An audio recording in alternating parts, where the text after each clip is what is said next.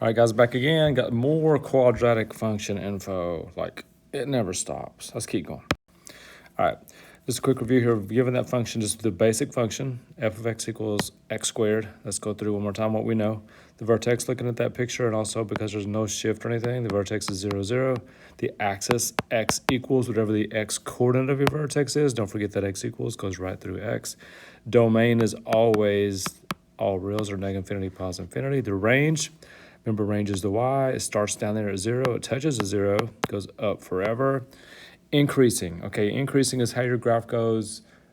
Where's it going up from left to right? Let me get my color here. It's actually going up from 0 that way. It's going up right there from left to right. That's how you read it, from left to right. So where's it increasing? From 0 to forever. So it's decreasing all the way down to there. So I'm going to say it's decreasing from negative infinity until it gets to 0. Okay, so that's our basic stuff. Just a quick reminder before we go on. The increase and decreasing is probably new for us. Okay, quick reminder. Vertex form looks like this. Looks like y equals a. There's a parentheses with the x minus h squared and a k. If a is positive, the parabola opens up, obviously. Standard form is this. Y equals ax squared plus bx plus c, where the a is still in the front. And if a is negative, it opens down. So here's what we got. Two pictures down here that are really pretty good and colorful already, so I'm going to try not to mess them up too much while I talk to you about them. Here's our basic parabola right here that's going up. Okay, this is the part that's decreasing. It's going down.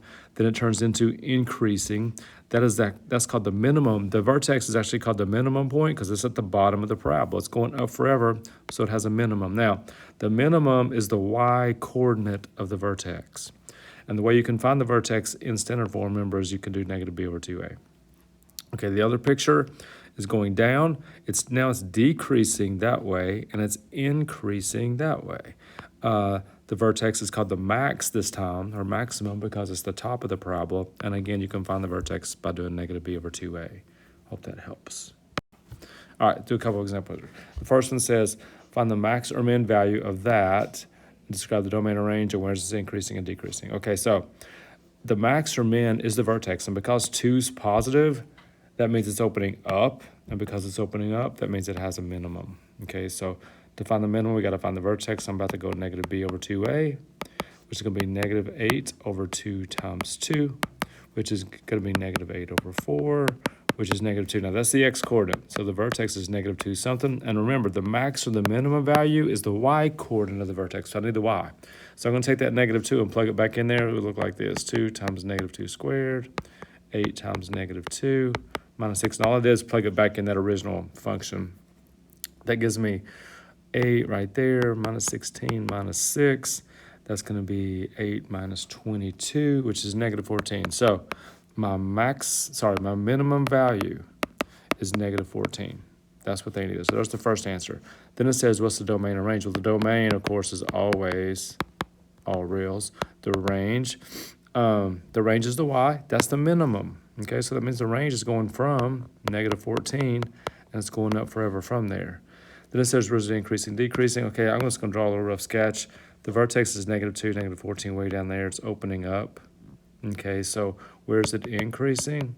It's increasing on this part of the parabola, which is from, remember, when you do increasing, decreasing, it's left to right, so use the x-coordinate. So I'm going to say it's increasing from negative 2 to forever. Where is it decreasing? It's decreasing right there from negative forever, infinity, until you get the negative 2. All right, that's a lot. Okay, so let's do one more, let you see one more of those. Let's go here.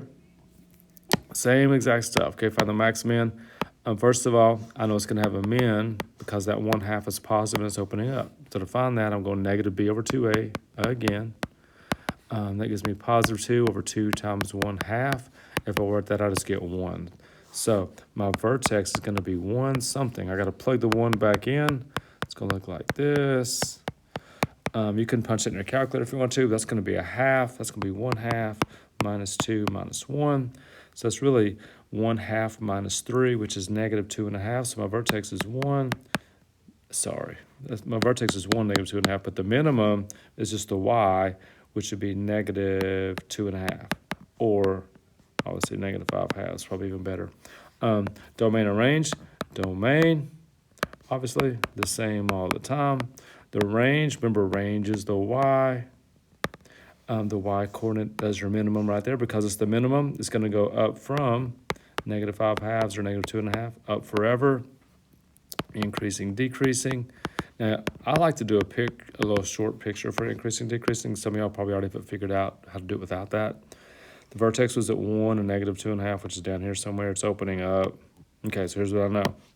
I know it's decreasing from there down to there. So that is negative infinity until it gets to 1.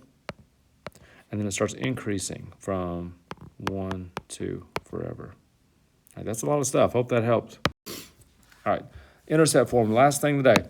Intercept form is when it's written like this, where it's factored. Okay, where we got a times x minus p, x minus q, and that tells you that p and the q tells you where it crosses the x-axis. Now, your vertex is always, remember, a parabola is symmetric, so your vertex is going to be halfway between the two vertices. So we're going to find the midpoint between those two, that's how you find the midpoint right there. You add your two x-intercepts and divide by 2.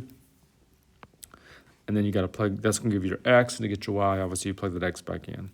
Same thing is true. The a right here still tells you if it opens up or down. If a is positive, it's going up. Negative, it goes down. And that's really what it looks like. I'm going to show you one example, and we're going to finish this video up. And watch this one really closely, because we'll do several of these tomorrow. All right, graph of quadratic function in intercept form. Okay, here's what I know. That 3x plus 3x minus 1, your x-intercepts are what makes that 0. So my x-intercepts are -3 right there and +1. So the first thing, that's the answer to this right here. X-intercept, -3, +1. I know that -2 is, the -2 is negative, which means it's going to open down. So if it opens down, does it have a min or a max? It has a max.